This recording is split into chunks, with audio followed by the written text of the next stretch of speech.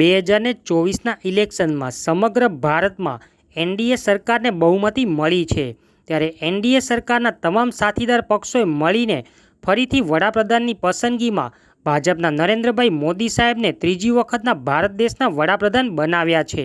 ત્યારે વાત કરીએ તો ગુજરાતની ટોટલ 26 લોકસભાની સીટો છે, પરંતુ સમગ્ર ભારત દેશની નજર આ વખતે 22 ભરૂચ લોકસભાની સીટ ઉપર રહી હતી, કેમ કે આ સીટ ઉપર આ વખતે ઇન્ડિયા ગઠબંધન એટલે કે કોંગ્રેસ અને આમ આદમી પાર્ટીએ સાથે મળીને પોતાનો ઉમેદવાર ઊભો કર્યો હતો।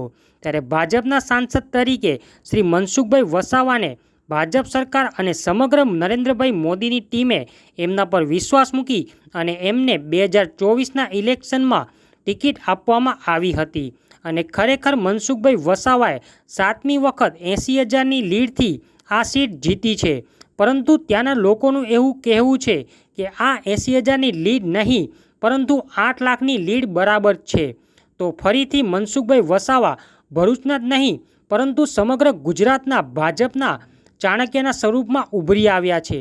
ત્યારે આજરોજ તારીખ 22 જૂન 2024ના ભરૂચના વાલિયા તાલુકા ખાતે ભરૂચ લોકસભાના લોકપ્રિય સાંસદ શ્રી મનસુખભાઈ વસાવા સાહેબની સતત 7મી વખત વિજય મેળવતા એમનો અભિવાદન અને સન્માન કાર્યક્રમ આયોજન કરવામાં આવ્યું હતું, જેમાં વાલિયા તાલુકામાં આવતા જિલ્લા પંચાયત અને તાલુકા પંચાયતના સદસ્યો તેમના સંગઠનના હોદ્દેદારો દ્વારા સાંસદ શ્રી મનસુખભાઈ વસાવાનું ઢોલ નગારાના તાલે વાસ્તે ગાસ્તે પુષ્પગુલથી એમનું હાર્દિક સન્માન કરવામાં આવ્યું હતું।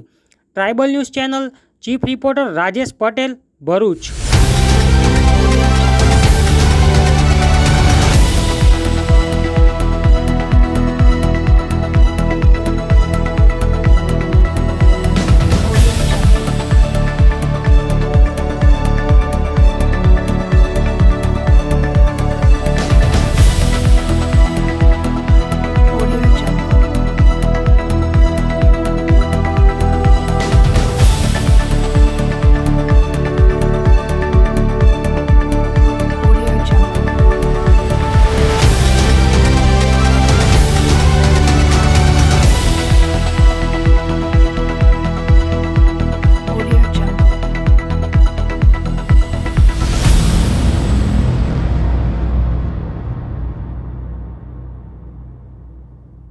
Audio Jungle.